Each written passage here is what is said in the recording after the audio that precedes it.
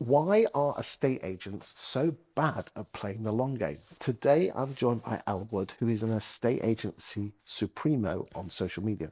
Why are estate agents so bad at playing the long game?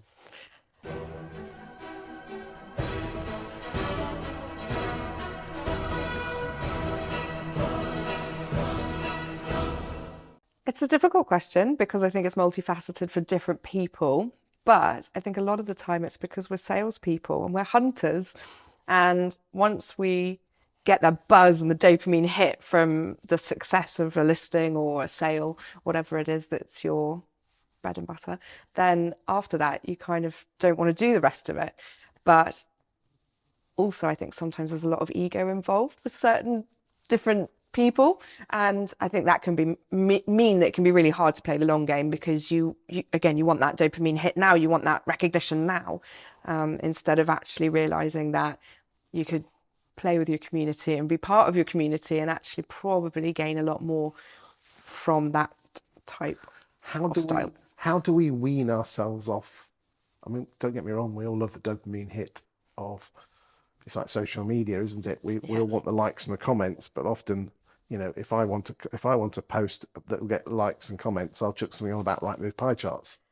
Okay, but actually, the posts that actually make someone pick up the phone to me to do business with me are the ones that probably get no likes and no comments. Yeah, absolutely. I think on social media, it's really hard for people to understand that, particularly if you've always done a estate agency a certain way and then you're used to that kind of hunting and I don't know, but then to see social media happening and not see any likes and comments, you think, well, it's not working. But of course, that's brand awareness marketing, not sales generating marketing.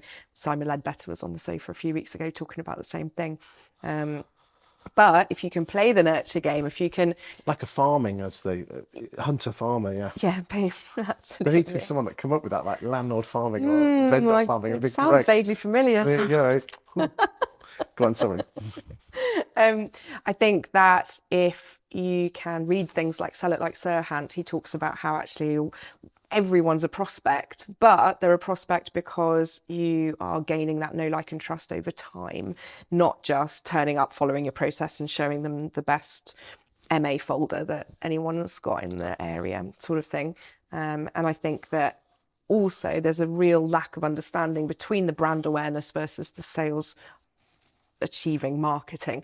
And that can be really difficult as a business owner because you want ROI, and brand awareness doesn't give you that immediate ROI. Well, some things can't be measured, can they? No.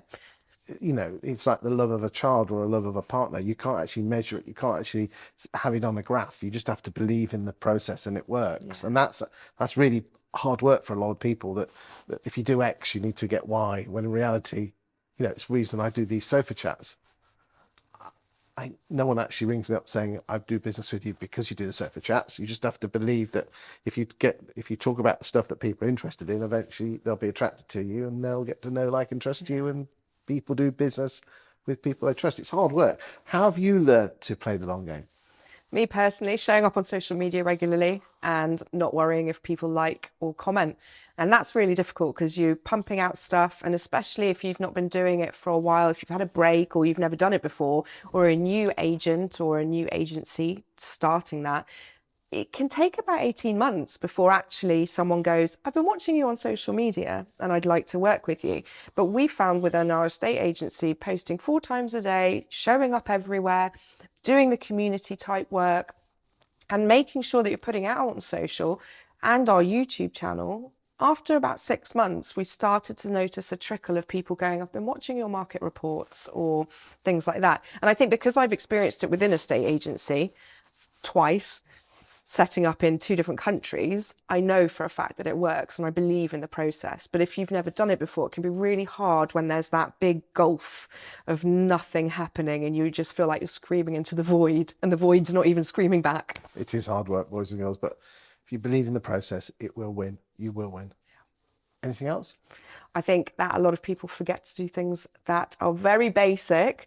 I'm guilty of it in my own marketing, but email nurture sequences. I think because we get worried about the tech of it, or we get worried that actually we don't know what to write and it's difficult to keep churning out that content. But once it's done, it's done. There is a lot of setup to it. There are also people that do it for you, so you haven't got to reinvent the wheel and work out how to do it all yourself. So I think if you can get those in place and not see a Facebook ad or a Google ad as a immediate instruction winner. I hear a lot of people go, I've been doing Facebook ads with so and so, or I've learned how to do them and they don't work. But it's because their expectations are here and not actually realizing that a Facebook ad or a Google ad, all it really sets out to do is expand your database, so then you can learn to keep in touch with these people. And like Stephen Brown always talks about, that's where the gold is, in your database. And if you're doing things like email marketing and making sure you're phoning people regularly, I speak to agents all day, every day, and so few of them have a regular prospecting schedule to deal with their old database. And it's not a case of bringing them, saying they put the house on the market. It really is just a case of just checking how you're doing. Exactly. And a lot of that advice sounds quite American. And I think that sometimes that's why it can jar, because as a Brit, do we phone up and say, hi, do you want to know what your house is worth in this current market?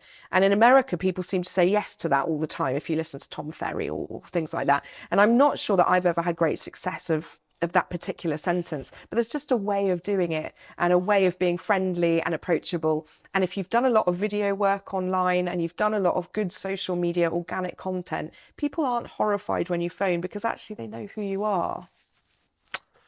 Thank you for your insight, Elle. Thank you for having me.